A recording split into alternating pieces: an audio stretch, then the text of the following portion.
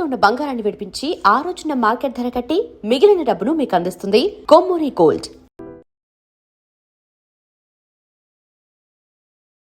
నమస్కారం, welcome to I dream. ధర్మ మార్గం విత్ విజిత కార్యక్రమానికి స్వాగతం.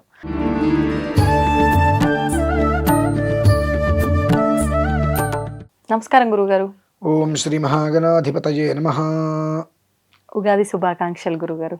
అందరికీ కూడా సర్వే జనాః సమస్త సన్మంగళాని భవంతు. సర్వజనులకి కూడా ఉగాది శుభాకాంక్షలు.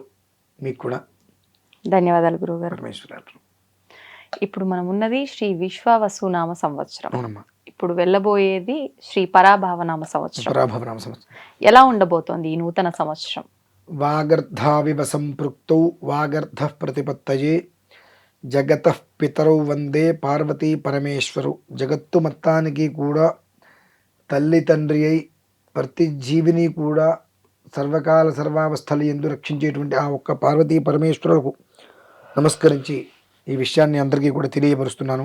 పరాభవనామ సంవత్సరం ఒక మాటగా చెప్పాలి అంటే జ్ఞానానికి అజ్ఞానానికి యుద్ధం.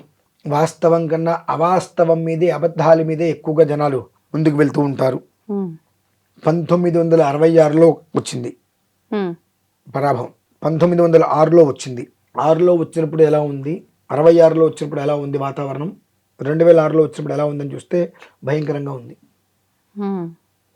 అప్పటితో పోల్చుకుంటే ఇప్పుడు భయంకరంగానే ఉంది. ఏంటండి భయంకరం అంటే ఏ రకంగా? అంటే ప్రధానంగా మనం తీసుకోవాల్సింది ఇక్కడ బృహస్పతి రాజుగా ఉన్నారమ్మా ఇప్పుడు పరాభవనామ సంవత్సరానికి. గురువారం రోజు నాడే వచ్చింది. బృహస్పతి రాజుగా ఉన్నాడు. ఆయనకి అంత బలం లేదు.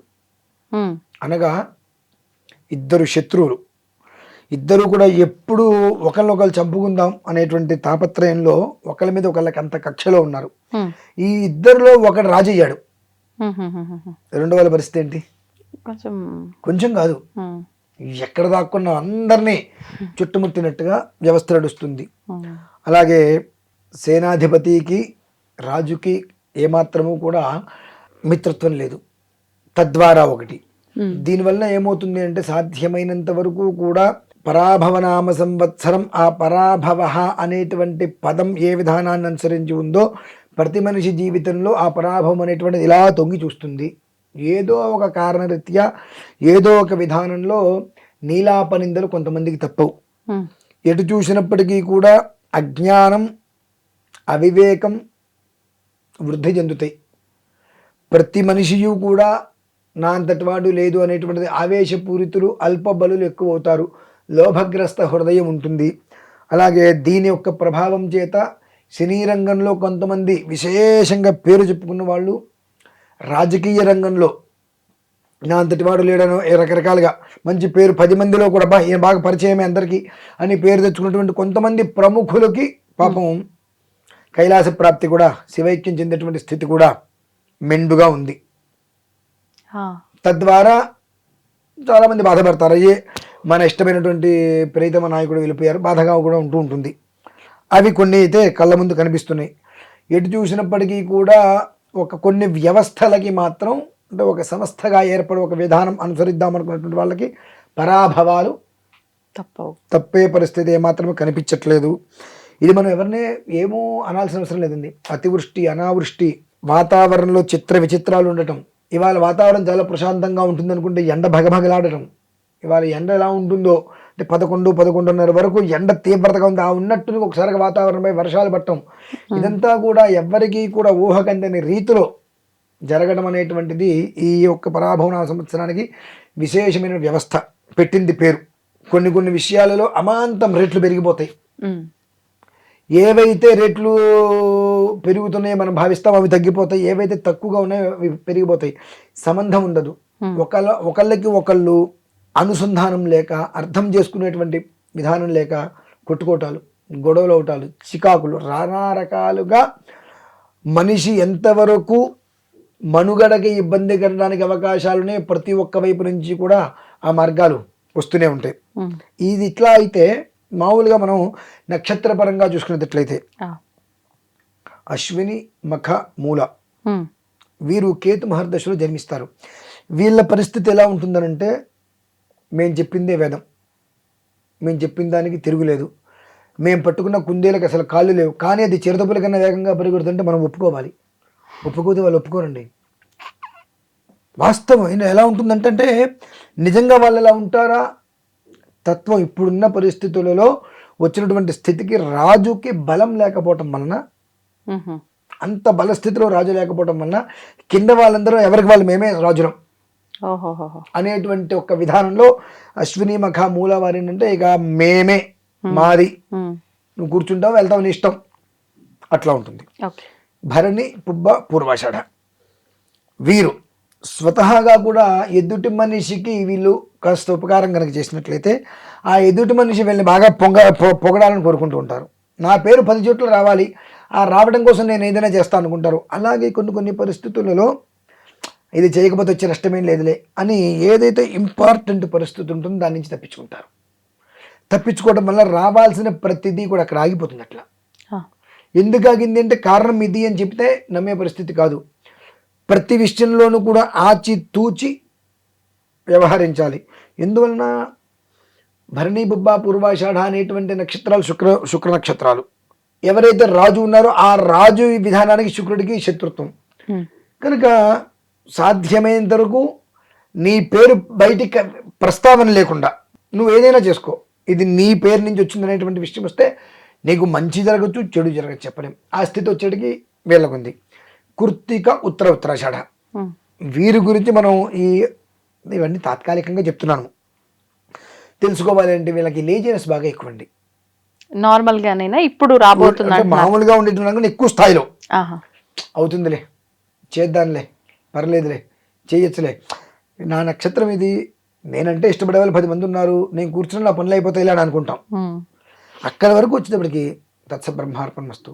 ఇందులోనూ కృత్తికా నక్షత్రంలో జన్మించినటువంటి వారికి అప్పులు ఎక్కువ అయ్యే ప్రమాదం ఉంది చాలా.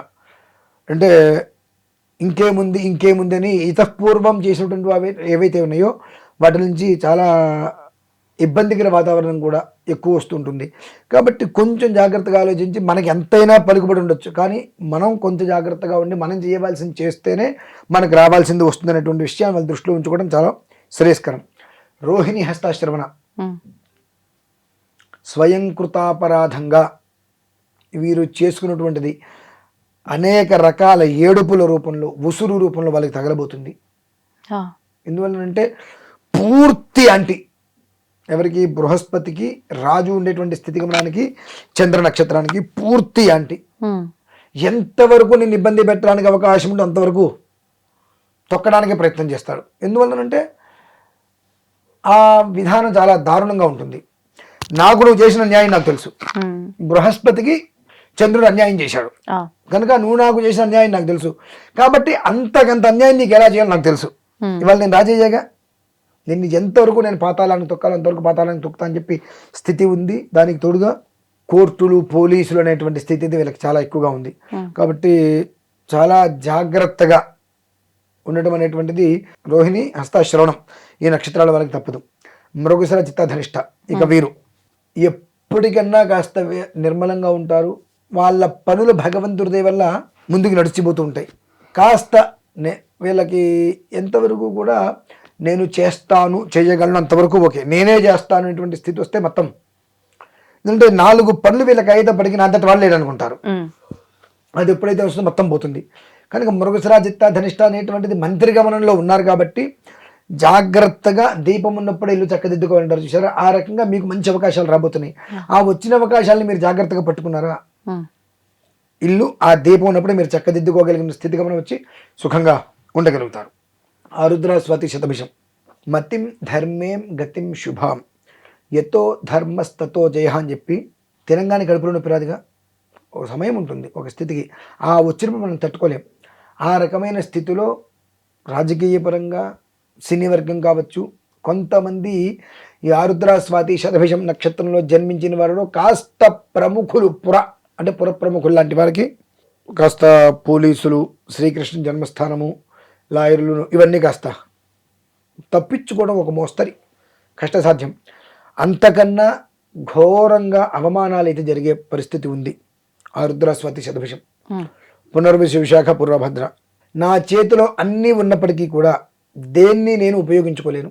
నా చేతిలో అన్నీ ఉన్నాయి, కానీ ఇందాక మనం ఒక విషయం చెప్పుకున్నాము, అవును 8 అష్టలక్ష్ముల్లో 7 పోయినా ఒకటి ఉంటే చాలు అని చెప్పి. అవును వీళ్ళ దగ్గర అన్నీ ఉన్నాయి, ఒకటి ధైర్యలక్ష్మి తప్ప అన్నీ ఉంది. అరే పునర్వసి, విశాఖ, పూర్వభద్ర. ధైర్యలక్ష్మి మినహాయిస్తే అన్ని అన్నీ ఉన్నాయి. ఈ ధైర్యలక్ష్మి అనేటువంటిది ఆ మనిషి 10 మందిలో అవమానాలు పట్టడానికి తప్ప దేనికి పనికి రావట్ల. అంటే వాళ్ళ ఆలోచనలు ఆ యోగంలో ఉన్నాయి. కొంతమంది నుంచి వీళ్ళ మీకు బాగా ప్రెజర్స్, ఇబ్బందులు అనేటువంటి బాగా వాళ్ళు తీసుకొస్తుంది. వ్యక్తిగతంగా కావచ్చు, వ్యావహారికంగా కావచ్చు, రాజకీయ పరంగా కావచ్చు, వ్యాపార పరంగా కావచ్చు, మనిషి మీదకి బాగా ఇబ్బందులు కొనుక్కొచ్చి కొంత సమయం వీళ్ళు ఎవరు కనిపించుకుని ఉంటే బాగుండని కూడా అనిపించవచ్చు. కర్మ అన్నీ ఉండి నోట్లో ఏదో అడ్డంకి వచ్చిందంటారు చూసారండి, గొంతులు ఎలక్కాయ పడిందంటారు చూసారు, అలా అన్నీ ఉండగా తినలేని పరిస్థితి వెళ్ళదుంది. పుష్యమి, అనురాధ, ఉత్తరాభద్ర ఓకే పోటీ ప్రపంచం వెళ్తూ ఉంటుంది. అంతా బాగానే ఉంది అనుకుంటాం. ఎక్కడి నుంచో చాప కింద నీరులాగా మనం తడిచిపోయేంత వరకు కూడా ఏం జరుగుతుందో తెలియని పరిస్థితులు. దానికి తోడు స్థాన చలనాలు ఉన్నాయి. మనం మన వాళ్ళే కదా అనుకున్న వాళ్ళే మనకు వెన్నుపోటు పొడిచేటువంటి స్థితి ఉంది. ప్రతి విషయంలోనూ ఆచితూచి జాగ్రత్తగా ఉండటం అనేటువంటిది చాలా శ్రేయస్కరం. అలాగే పుష్యమి, అనురాధ, ఉత్తరభద్ర వీళ్ళకే మళ్ళీ కొన్ని విషయాలలో వీళ్ళు కొన్ని జాగ్రత్తలు పాటిస్తే జీవితంలో మమైకంగా ముందుకు వెళ్ళటానికి ఉంటుంది. అంటే సాధ్యమైనంత వరకు మోసపోవటం తప్పితే మోసం చేయడం వీళ్ళకి చేత కదండి పాపం. ఏదైనా విషయం ఉంటే మొహం మీద మాట్లాడేసేస్తారు, తద్వారా మూర్ఖులవుతారు, విరోధులవుతారు. అంటే యథార్థవాది లోక విరోధి అంటారు, ఆ స్థితి ఉంది. తొందరగా నమ్మరు, ఒకవేళ నమ్మితే ఆ విధానం వేరేగా ఉంటుంది. ప్రభావం మాత్రం మధ్యస్థంగా వీళ్ళు చేసే ఉద్యోగ వ్యాపారాలపై ప్రభావం పడే అవకాశాలు ఉన్నాయి. కొంచెం జాగ్రత్తగా ఉండడం అనేటువంటిది శ్రేయస్కరం. ఆశ్లేష, జ్యేష్ఠ, రేవతి. మన పెద్దవాళ్ళు అంటారు, రంగడు రాను వచ్చాడు పోను పోయాడు అంటారు. అలా ఉంటుంది వీళ్ళ పరిస్థితి పాపం. ఎందుకు ఉన్నారో, ఎందుకు వచ్చారో, ఏం చేస్తున్నారో, వాళ్ళకు ఉపయోగం ఏంటి, ఎదుటి వాళ్ళకు ఉపయోగం ఏంటి ఏమీ ఉండదు. అన్నీ కూడా అద్దంలో చూపించి పిల్లలకి చందమామ చూపించి అన్నం పెట్టిన విధానంగానే ఉంటుంది. వాళ్ళకి మొత్తం మస్మరేజ్, ఒక మాయలాగా ఉంటుంది వాళ్ళ లైఫే. వాళ్ళ వ్యవస్థ వాళ్ళకి మాయగానే ఉంటుంది, వాళ్ళతో వాళ్ళకి కూడా ఆ మాయ ఆపాదిస్తుంటుంది. అంటే ఆశ్లేష, జ్యేష్ఠ, రేవతి బుధ నక్షత్రంలో జన్మిస్తారు కదమ్మా. వీళ్ళకి ఏంటంటే గురుస్థానానికి ఉండేటువంటి దానికి ఒక చోటు నుంచి పుత్రగమనం, ఒక చోటు నుంచి విరోధ గమనం, రెండు వచ్చి అరకెత్తరలో పొగచెక్కంటారు చూసారా. రాజుగారి కొడుకుతో ఆడుకున్నా తప్పే, ఆడుకోకపోయినా తప్పే. ఆడుకుంటే నా కొడుకు నువ్వు ఆడుకుంటావు అంటారు, ఆడుకోకపోతే నా కొడుకుతో ఆడుకో, నా కొడుకు నీతో ఆడుకోవడం పనికిరాదా అంటే ఎలా అయినా తప్పే. ఆ రకమైనటువంటి మెంటల్ టార్చర్లో అగమ్య గోచరంగా ఈ నక్షత్రాల్లో వాళ్ళు ఉంటారు.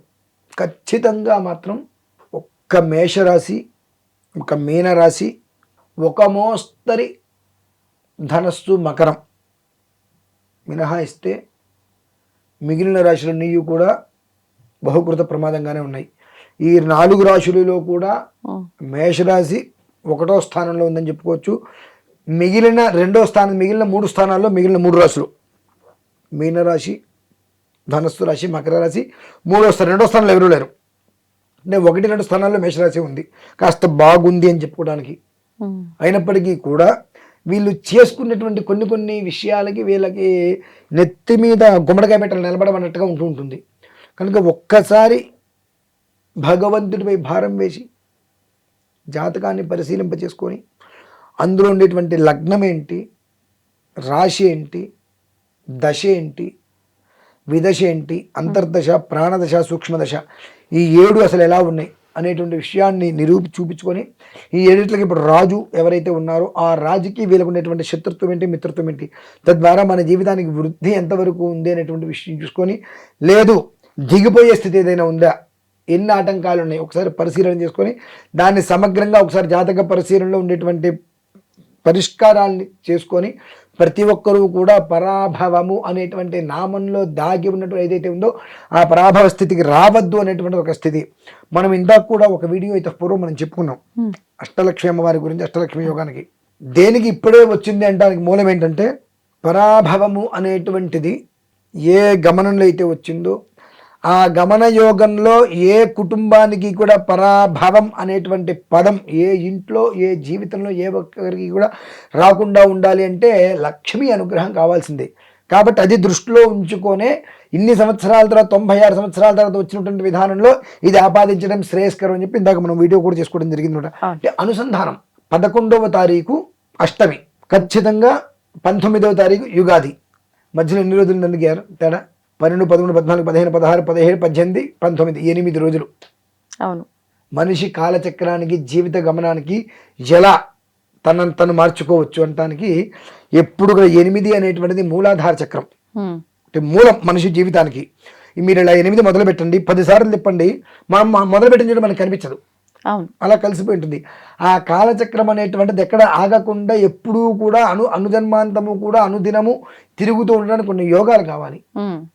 ఆ యోగాలు అనేటువంటిది అమ్మవారి అనుగ్రహంతో పరాభవనామ సంవత్సరం నుంచి ఎవరికీ కూడా పరాభవం అనేది రాకుండా ఉండాలనే ఉద్దేశంతో ఆ ఈశ్వరుడు ప్రతి మనిషికి ఐశ్వర్యాన్ని అందించాలంటే ఒక అద్భుతమైన యోగం కావాలి. ఆ యోగం కావాలంటే ఒక ప్రత్యేకమైన పర్వదినం కావాలని చెప్పి ఖచ్చితంగా 8 రోజుల ముందే ఈ ఒక అష్టమి రావడం అనేది జరిగింది. అష్టమి బుధవారం, జ్యేష్ఠ నక్షత్రం, కంచి ఖచ్చితంగా వెళ్ళేటప్పటికి అశ్విని నక్షత్రము, బుధవారం గురువారం. ఆ విధానం ఎంత వృద్ధి కలుగుతుంది అనేటువంటి విషయం ఆమోదంగా మనం చూసుకోవాలమ్మా. అంత యోగమైంది కాబట్టి పరాభవనామ సంవత్సరం ఎవరికి ఎలాంటి ఇబ్బందులు లేకుండా ఉంటే ఈ విధానాన్ని అనుసరించడం అత్యంత యోగదాయకం. ధన్యవాదాలండి. తవ్వండి, తవ్వుతూనే శివలింగం సరే దాన్ని అట్లా కప్పేసేయండి, చూపించదండి. Krishna is there. మూర్తి పూజ కాదు, సాక్షాత్ బ్రజేంద్ర నందన భగవాన్ ఉన్నారు మూర్తిలో. ఏమీ ఆశించకుండా ఆరాధించే వాళ్ళు కూడా